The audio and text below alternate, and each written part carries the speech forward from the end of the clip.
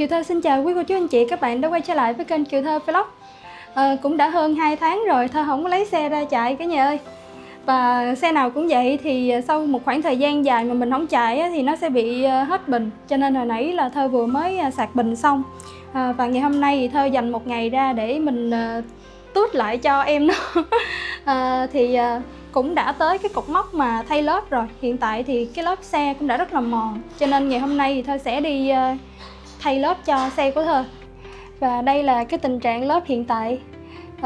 Thì xe nào cũng vậy, nếu mà mình chạy một khoảng thời gian thì cái lớp xe nó sẽ mòn và mình sẽ thay lớp xe định kỳ. Nếu như mà cả nhà không có để ý thì mình cũng có thể là mình xem lại xe của mình ha. Nếu như mà nó đã mòn rồi thì nhớ thay cả nhà, nếu mà không thay thì chạy rất là nguy hiểm. Như xe của Thơ này, cả nhà thấy nó mòn nó mòn như thế này đó, nó láng hết luôn này cả nhà ơi. Đây là lớp sau nha.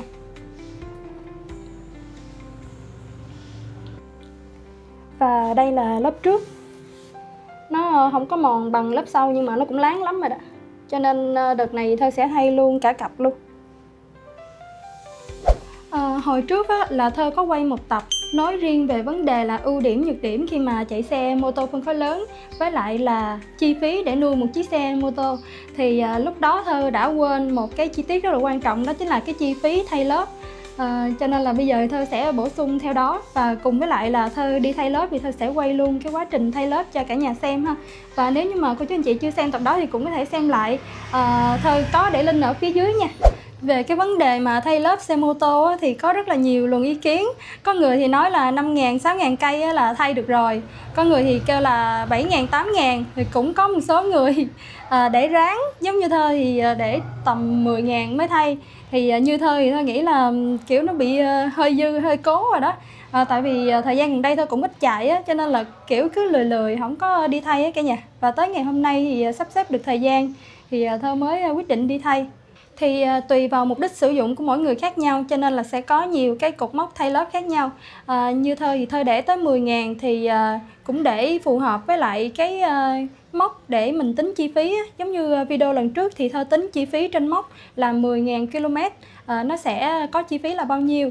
Thì ngày hôm nay Thơ sẽ tính lại về cái vấn đề mà thay lớp nữa, để xem ngày hôm nay mình đi thay lớp thì nó sẽ tốn bao nhiêu cho hai cái cặp lớp này. Chỉ là hai cái vỏ thôi nha cả nhà, chứ không phải là thay luôn cái mâm đâu, nhưng mà nó cũng khá là giá trị cao đó. Và Thơ sẽ tính lại chi phí nuôi xe ở trong video này nha cô chú anh chị. Rồi, và bây giờ thì mình sẽ chuẩn bị đi lên đường ha. Xe của mình thì không có chống đứng đâu cả nhà, mình phải mua cái chống đứng rời. Đây Thơ gọi là cái ben. Thì cái này là mua riêng để mà mình đứng cái xe của mình lên. Thì muốn chạy xe mình phải hạ cái ben này xuống. Rồi, Thơ sẽ hạ xe xuống nha.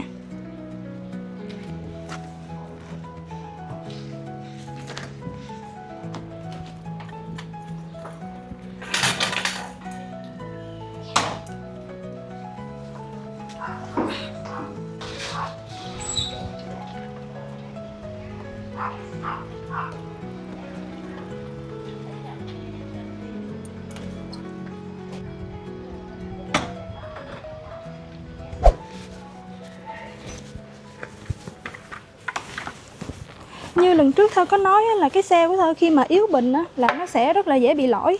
Như hiện tại là nó đã lỗi rồi nè cả nhà. Đây cô chú anh chị có thể xem, ngay đây nó nhấp nháy nè.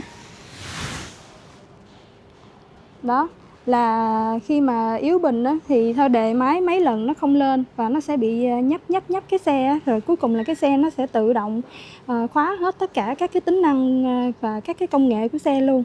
Cho nên là hiện tại là xe nó đang báo lỗi tùm lum luôn. Lỗi động cơ, lỗi thắng đồ sùm hết trơn luôn.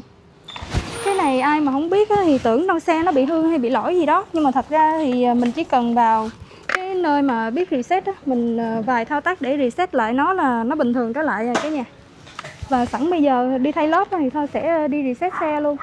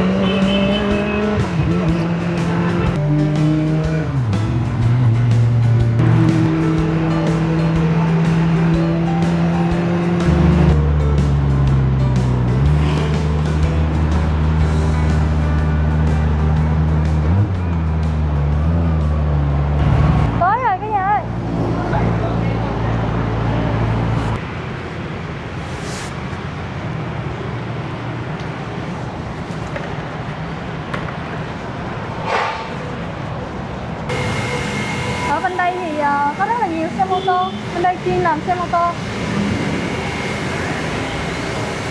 Rồi. Lần đầu tiên Thơ qua đây luôn á cả nhà. Tại vì trước đó là xe Thơ làm ở bên Gò Vấp á, mà Gò Vấp xa quá thì xa luôn. Chỉ tới đi là ngán luôn á, đi là rụng cái lưng á. Cho nên Thơ sẽ tìm hiểu một cái nơi khác, là qua đây cho nó gần. Với lại thay lớp thì chắc cũng dễ mà đơn giản. Rồi, lớp quá trời.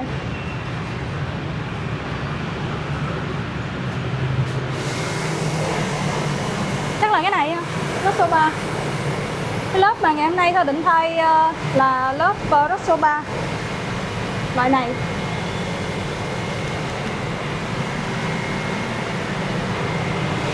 Trời ơi to.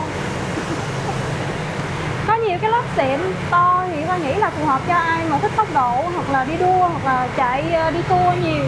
Còn xe Thơ bây giờ ít chạy lắm, cho nên có lớp để an toàn là phù hợp rồi. Đố cả nhà chứ chiếc này bao nhiêu phân khối? Yamaha R15 thì chiếc này chỉ có 150 phân khối thôi, 150cc thôi. Cái này chạy chiếc này là không cần bằng lái phân khối lớn, không cần bằng A2. Đẹp quá ha.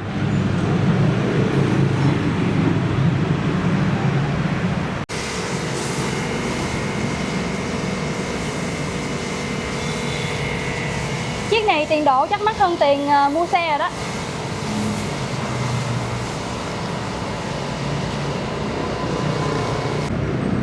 Chiếc này á, cách đây cỡ 12-13 năm trước là Thơ nhớ là bán với giá là 180 triệu một chiếc á cả nhà. Giá rất là cao luôn. Nhưng mà bây giờ thì xe đời mới luôn thì cũng cỡ từ 70 tới 80 triệu trên một chiếc thôi. Mà nếu như mà xe cũ nha, xe đời cũ mà mình còn bán cũ nữa thì khoảng 30-40 triệu rồi cả nhà. Nhưng hồi trước á, trước khi Thơ chạy cái chiếc mô tô của Thơ á, thì Thơ có chạy chiếc CBR 150 thì nó cũng ngang ngang với lại chiếc này nè. Sau khi mà chạy hơn 3 năm Thơ bán thì chỉ có 30 mấy triệu thôi. Mất giá khủng khiếp luôn. Mà 180 triệu mà mười mấy năm về trước á, cả nhà biết là nó mắc tới cỡ nào. Bây giờ là có thể với cái giá đó có thể mua được một chiếc phân khối lớn. Wow. Chiếc này là Harley Davidson 117. Nhìn đơn giản vậy chứ 1 tỷ á cả nhà. Nó bằng với lại một chiếc xe ô tô mà thuộc dạng cũng sang sang luôn, tiền tỷ mà. Coi vậy chứ hả, rất là thấp luôn. Mà có thể là Thơ không chạy nổi tại vì nó rất là nặng.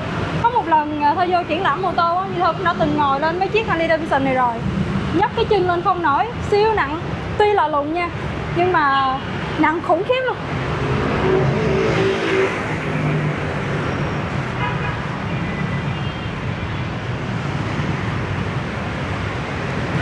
Cái vỏ của mình là 3.090 nè. Dạ. Tiền công thay là 150 ha. Với lại tiền cơ mâm chiếc sau thì là 400, tiền hỗ trợ 50% cho mình. Ok. Dạ. Giờ làm luôn ha. Rồi làm luôn giúp em. Đó là giá cả nhà, hơn 3 triệu. Chắc cỡ 1,4 triệu. Ủa 3,4 triệu. Chắc tầm 3,4 triệu á.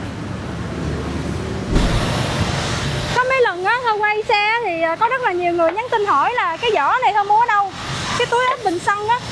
Thì cái túi này Thơ mua cũng được lâu lắm rồi ta, cũng cỡ 6 năm rồi. Bây giờ thì người ta thiết kế rất là nhiều cái đời mới và cái mẫu mã nó mới hơn.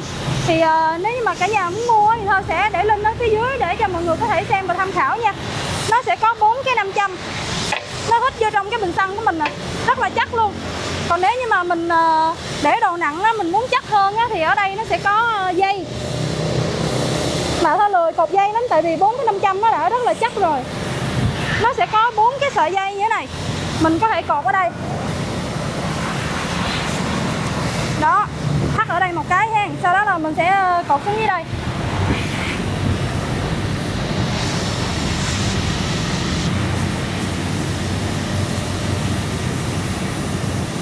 Rồi lấy cái này gài lại. Đó, vậy thì nó sẽ rất là chắc luôn. Ở đây thêm một dây nữa cũng cột xuống dưới đây, và ở bên kia cũng có 2 dây nữa. Và cái túi này á, nó lớn dữ lắm luôn cả nhà, đựng được nhiều lắm. Nó giống như là một cái cốp xe của mình vậy á. Mà xe mô tô bình thường đâu có cốp thì mình cần cái túi này. Ở trong này Thơ đựng rất là nhiều đồ. Đó, đây là thiết bị quay của Thơ nè. Và ở trong đây đựng được cả một cái túi của Thơ nữa luôn, nhiều lắm. nó sẽ có hai cái chế độ luôn. Nếu mà mình muốn đựng đồ nhiều á, thì mình mở nó ra, còn nếu mà đựng đồ ít á, thì mình sẽ gài nó lại.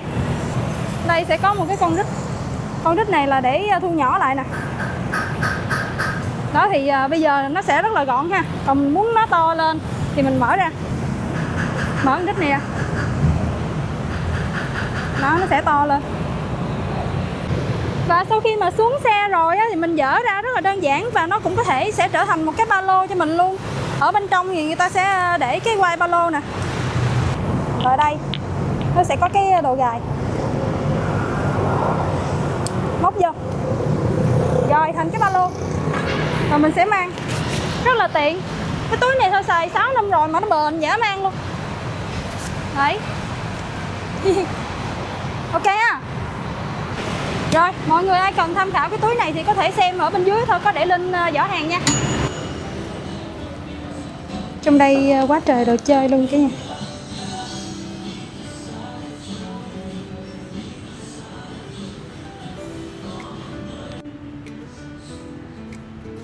Nhớ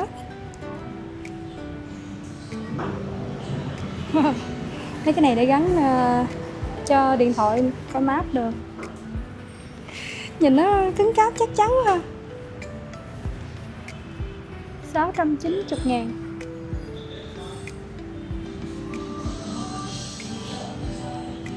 $890.000.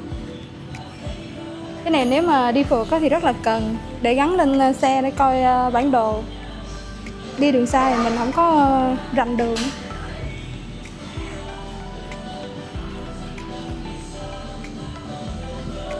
Gương chiếu hậu, tay cầm, này là ghi đông, 650 một cây ghi đông.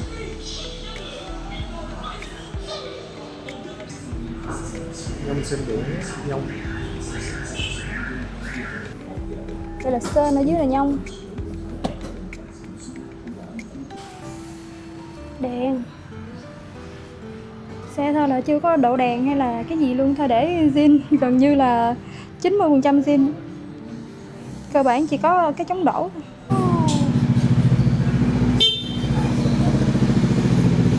Chiếc này là 500 phải không anh? Dạ đúng rồi, 500. Chiếc này là CBR 500 cả nhà. Anh rú ra em nghe thử được.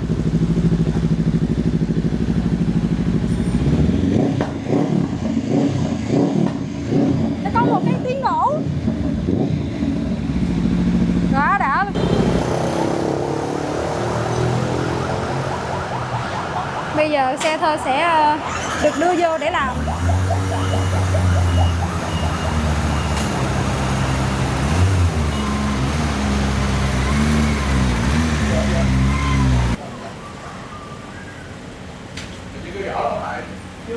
Chưa. Không phải này bán chưa? Mấy giờ? Rồi, thấy cái vô. Chưa, thì chưa rõ gì vậy. Đây là cái vỏ bánh của mình cả nhà.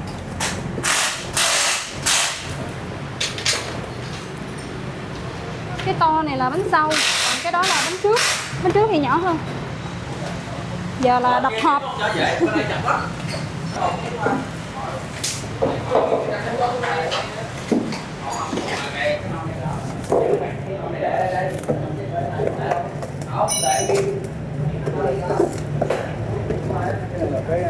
Tuần thứ 38 năm 2025. Yeah. Và bây giờ thì người ta đã bắt đầu tháo cái bánh xe của Thơ ra để thay lớp nè cả nhà. Đây là cái máy chuyên dụng để tháo lắp lớp xe cho mô tô. Lớp xe phân khối lớn thì nó cũng giống như là lớp xe ô tô vậy đó cả nhà. Nó không có cái ruột cao su ở bên trong, và nó chỉ có một cái lớp vỏ rất là dày ở bên ngoài thôi. Cho nên là cái lớp vỏ này nó rất là cứng luôn. Mình tháo bằng tay thì tháo không có nổi đâu. Với lại nếu mà mình cứ nại thì nó rất là dễ cong cái mâm á. Cho nên là bắt buộc phải có cái máy chuyên dụng để tháo lắp lớp như thế này. Mình chỉ cần gài vô, sau đó là cái máy nó sẽ tách vỏ lớp ra khỏi mâm rất là nhanh. Và nó hạn chế cái vấn đề là trầy mâm, và nó đảm bảo là lớp không có bị hư trong cái quá trình thay.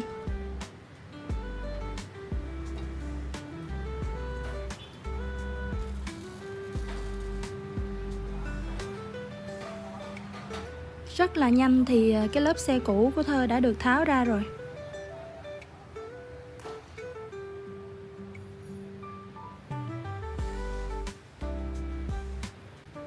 Rồi bây giờ thì mình sẽ chuẩn bị thay lớp mới vào nha.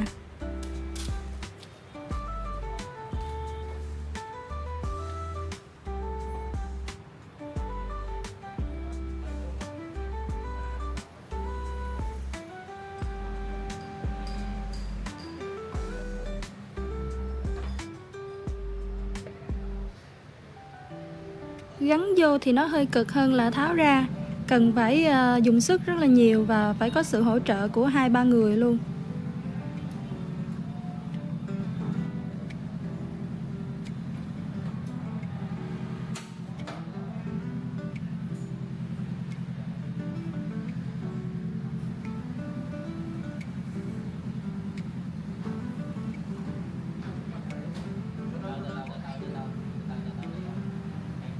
Mình phải canh thật là kỹ, làm sao cho cái lớp nó sát thật là sát vô cái mâm để không có lọt được một miếng không khí nào ra luôn. Sau đó là bơm hơi vào và cân áp suất lớp.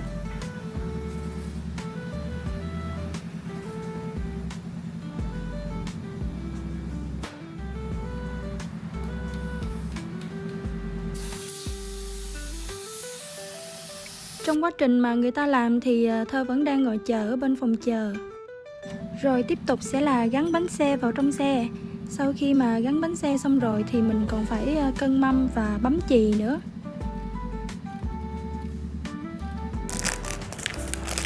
Đây là tổng hóa đơn cả nhà, 3.440.000 nha. Rồi mình được tặng một cái móc khóa. Đó là một cái bánh xe, cũng hợp lý.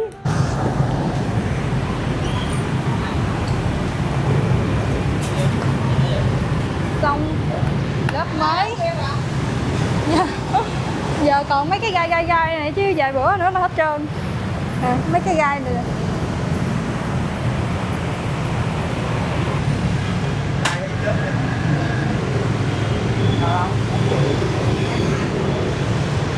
Xong rồi cả nhà ơi, bây giờ thì mình đi về nha. Bây giờ thì ở ngoài đường hơi ồn á, cho nên là Thơ sẽ chạy về một cái nơi nào đó yên tĩnh hơn một xíu để mình tiện chia sẻ thêm nha cả nhà. Bây giờ thì mình sẽ đi ha.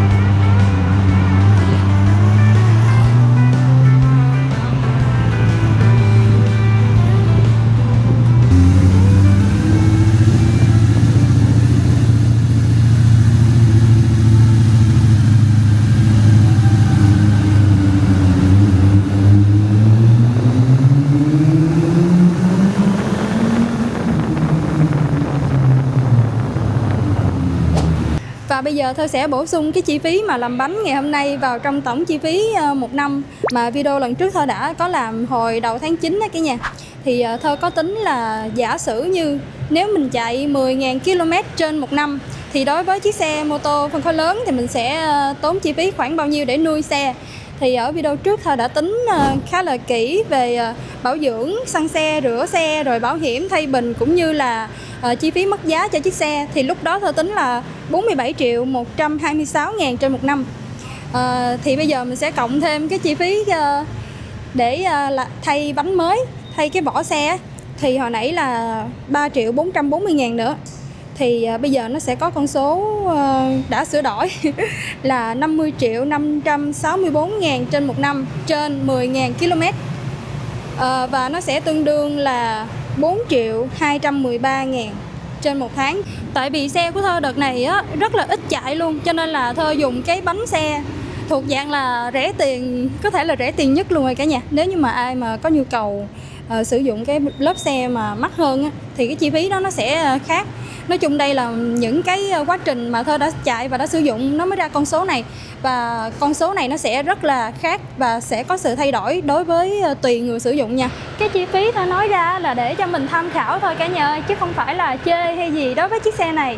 Thật ra thì cũng có nhiều người quan tâm, và trước đó thì Thơ có đăng vài cái video ngắn Thơ chạy xe á, thì có nhiều người hỏi là chi phí để mà mình nuôi một chiếc xe là bao nhiêu, thì Thơ sẽ làm video chi tiết và nói về nó, chứ không phải là Thơ nói ở đây là để chê cái xe này là chi phí cao hay là gì. Thật ra là tất cả những chiếc xe mà mình chạy đều tốn chi phí. Ví dụ như những chiếc xe máy ở đây đi, thì khi mua về mình vẫn phải tốn tiền đổ xăng, mình vẫn phải bảo trì bảo dưỡng xe, thay nhớt, thay linh kiện, và mình vẫn phải tốn cái tiền mà gọi là cái tiền mất giá cả nhà. Thì mình dắt hãng ra, sau khi dắt hãng thì nó sẽ bị mất một khúc cái giá trị. Tất nhiên là xe nào cũng sẽ tốn hết.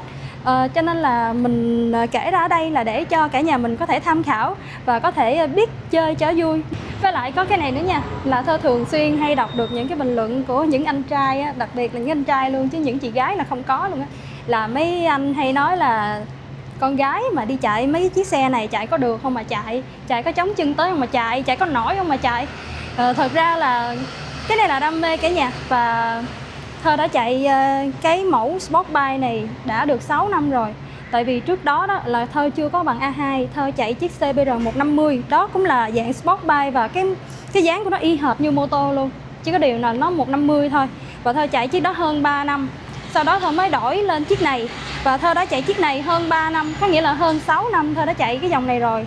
Thì thử hỏi cả nhà là có được hay không. Cộng với lại đó nữa là khi mà Thơ 18 tuổi là Thơ đã bắt đầu chạy chiếc xe đầu tiên, cũng là chiếc xe côn luôn cả nhà. Đó là chiếc Ancelo. Và Thơ chạy chiếc Ancelo đó cũng phải là gần 4 năm, cỡ 4 năm rồi Thơ mới chạy qua CBR 150. Thì có nghĩa là Thơ đã chạy côn tay đã được hơn 10 năm rồi. Cho nên là các anh hãy cứ yên tâm về vấn đề là Thơ có chạy được xe côn hay không. Không chạy được sao mà mua, thật sự luôn á. Và mình cũng đừng có tấn công người khác quá với cái đam mê của người khác. Ví dụ như mỗi người sẽ có những cái đam mê riêng. Có người thì sẽ thích nuôi cá, có người sẽ thích trồng cây, có người sẽ thích chơi chim chẳng hạn. Thì tất cả những cái đó đều sẽ có một cái sự đầu tư riêng để cho phục vụ cái đam mê của mình. Thì như Thơ thì Thơ thích chạy mô tô, thì đó cũng là một cái đam mê nhỏ của Thơ. Cho nên là hy vọng cả nhà có thể hoan hỉ và xem chơi cho vui thôi, chứ đừng chửi Thơ là tại sao Thơ lại thích xe mô tô. Cái đó là cái sở thích riêng của mỗi người cả nhà, chứ không hiểu sao Thơ thích chạy xe mô tô mà nhầm khi Thơ cũng bị chửi dữ luôn á. Nói con gái mình thích chạy xe mô tô, tính ra là nó cũng không có một cái tiêu chuẩn gì để quy định là con gái là không được chạy xe mô tô luôn á cả nhà. Cho nên cũng hơi buồn tổn thương khi mà nhiều người nhìn mình với cái nhận xét như vậy. Nói chung thì tuổi trẻ mà cũng không có được một cái khoảng thời gian quá lâu đâu cả nhà. Ví dụ như một ngày nào đó mà mình có chồng có con á, thì mình cũng không có chạy nổi những cái chiếc xe này đâu.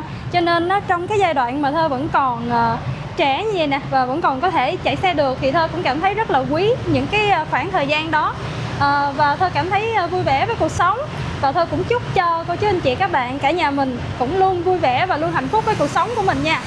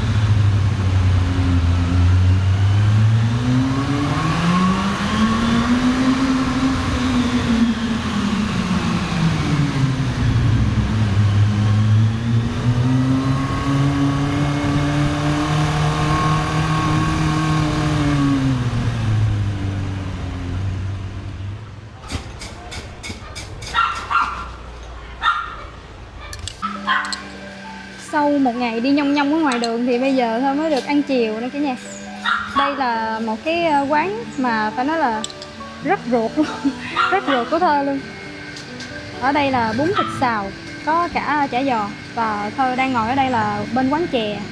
Quán chè hai mẹ con cũng rất là quen thuộc đối với Thơ và cũng như là đối với những người địa phương ở đây á. Với lại là cái quán bún này cũng rất là ngon luôn, ở kế bên quán chè. Nhưng mà tại vì ở bên bún bây giờ là không còn bàn để ngồi nữa, cho nên thôi qua ăn chè rồi sẵn thơ ăn nướng luôn. Rồi thôi có gọi ở đây một ly sinh tố cam, rất là ngon, ngọt ít, uống mát đã, chua. Mời cả nhà nha.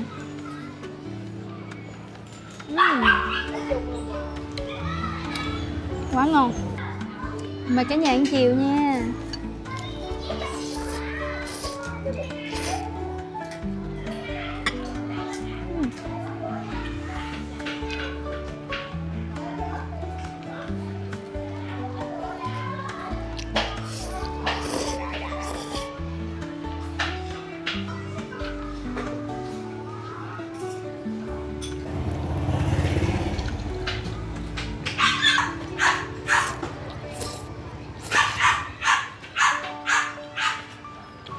Cái này là sâm bổ lượng, siêu ngon. Có hạt đác nè, nhãn nhục nè, hạt sen nè, rồi thạch dừa, phổ tai, nấm tuyết, táo, xương sáo và củ năng. Ngon lắm cả nhà ơi.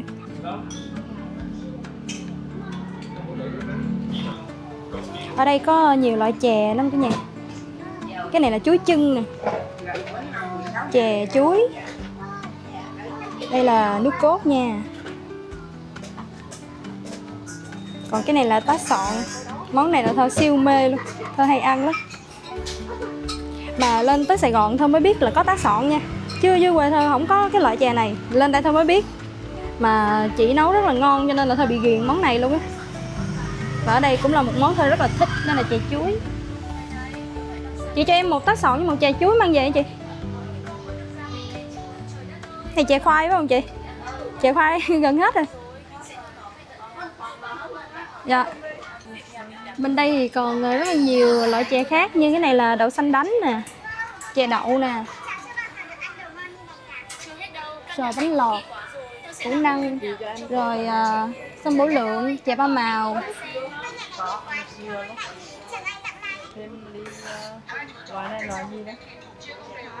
Bánh lăng, rồi sinh tố, các loại trái cây. Đã lắm cô chú anh chị ơi. Ăn ở đây là mãi ngon luôn, chè hai mẹ con. Ở đây là hẻm số 16, đường Nguyễn Nhữ Lãm, phường Phú Thọ Hòa, quận Tân Phú nha cả nhà.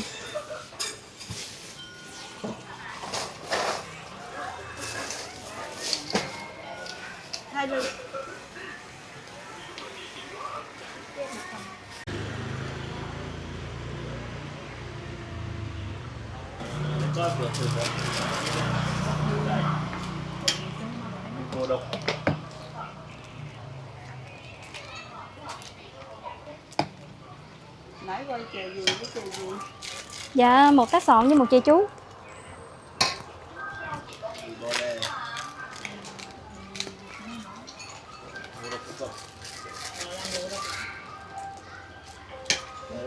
Mốt tôi muốn coi lại rồi tôi mở gì lên tôi coi. Dạ, mở YouTube đó chị. YouTube gì vô gì? Dạ, tìm tên Kiều Thơ là ra. Kiều Thơ là. Dạ.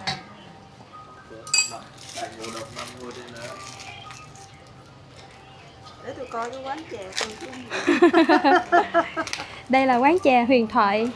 Ở phía sau là mẹ của chị á cả nhà. Ban đầu là cô bán, xong rồi cô bán rồi tới nay là chị bán. Là quán này là mấy chục năm rồi đó.